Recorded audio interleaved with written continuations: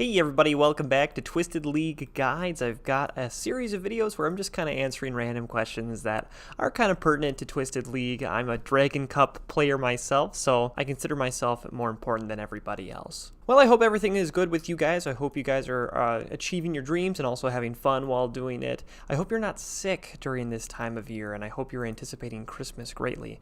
Today, I am standing right outside of the Lizardman Shamans because I finally got a Slayer task for them, and I'm excited to do them. And if you were like me a couple of days ago and you were kind of scared of the Lizardman Shaman, I have got a guide for you. Now, I'll admit it, I had never done Lizardman Shaman before yesterday, and I've got good news of great joy for all the people. Lizardman Shaman are so easy. Like, you can actually do them without taking damage. Now, right now, I'm standing outside of the eastern room. Oh, wait, you know what? I'm so sorry. I need to back up here. My suggestion for you is that you need to teleport to the Battlefront teleport, and then I'll take you right here. And then just take a run just like you would be running over to the Farming Guild. In Twisted League, we're somewhat restricted in what we're allowed to wear, so you're gonna need Shazen 5 armor. Most people will be using a rune crossbow, but as accumulator gang, I've opted to use the magic shortbow and the bunch of rune arrows that I have, because those rune arrows are actually gonna last like a long time. You can definitely upgrade your gear over mine. A glory amulet would be really good. I just don't quite have 80 crafting yet to make myself one, and I haven't gotten one from a clue because I don't have treasure seeker either, and I just have the purple cape on. I'm still kind of slaving away at getting 99 construction, but the construction cape would be a really good best in slot for you.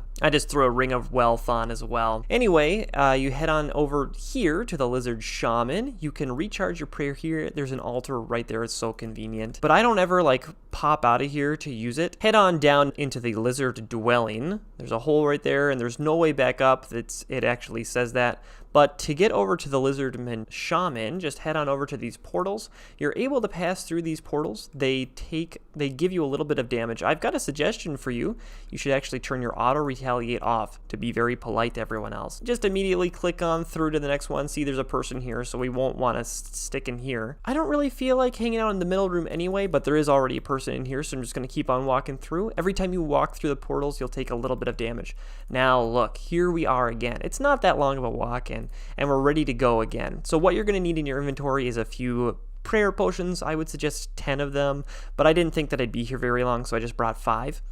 You're going to want super anti-poison or antidote plus or antidote plus plus, anything that's going to protect you from poison for a time. Honestly, really good recommendation would be to have some high alchemy runes along with you like I've got. These guys drop a whole bunch of money, a whole bunch of alchables, and they'll probably fill up your inventory pretty quick because you honestly, if you're good enough at this, you won't take any damage at all.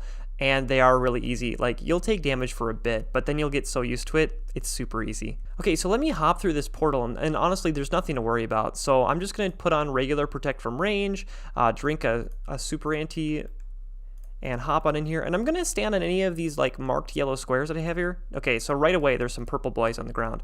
So what's going to happen is these purple guys are going to appear somewhat randomly, and they do have a little bit of an animation where they like rock back a little bit. That means that they're about to explode. Honestly, for me, I don't really pay attention to that. The pattern for me so far has just been I wait for them to appear, and then as soon as my guy does like an extra couple shots, 1 or 2, I just click on over to another yellow square. And by the way, it has to be these specific ones for this specific room. These Lizardman Shaman have a mechanic that they're able to do a whole bunch of damage to you if they're able to jump on you. They're not able to jump against the walls, or I guess they're not able to jump against these specific tiles. So if I were you, I would use Rune Light to mark the ground here on each one of these tiles. And there are other guides online that'll give you the tiles for every room. Check it out. I'm like not even taking damage, and they drop more food. If you're ever like outside for a little bit picking up loot, they might try to jump on you right away. You'll be totally safe if you just stand on the yellow tiles though. So while you're avoiding the purple guys, good practice would be to not get close to the Lizardman Shaman that you're fighting. It's not a multi-way combat, so there's only one of these can be dangerous to you at a time.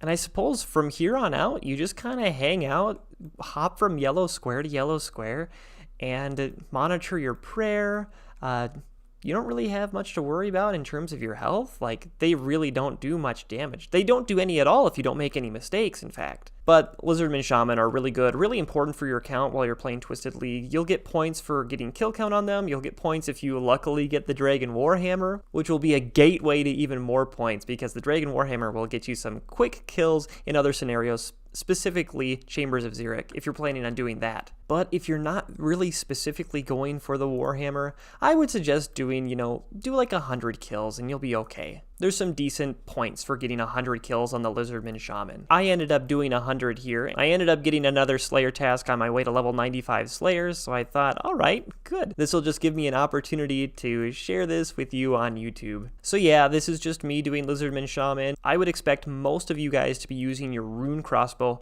and broad bolts to do this. So yeah, so I've got a bad example for you here, and I don't even have the best gear, but they go down so fast. They get killed so quickly.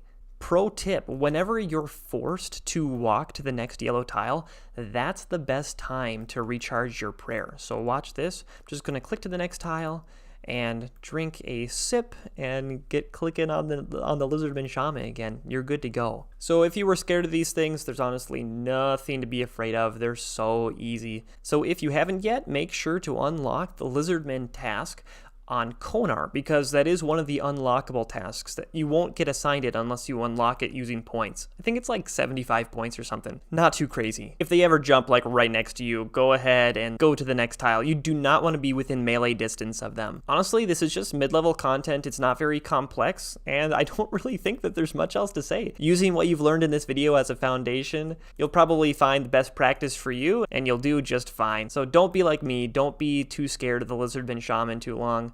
They're awesome, they're easy, and they drop some good stuff. See, a Ranar seed. So everybody, I think that is it for the guide. I'll just be here killing a few Lizardman Shaman to finish up this Slayer task.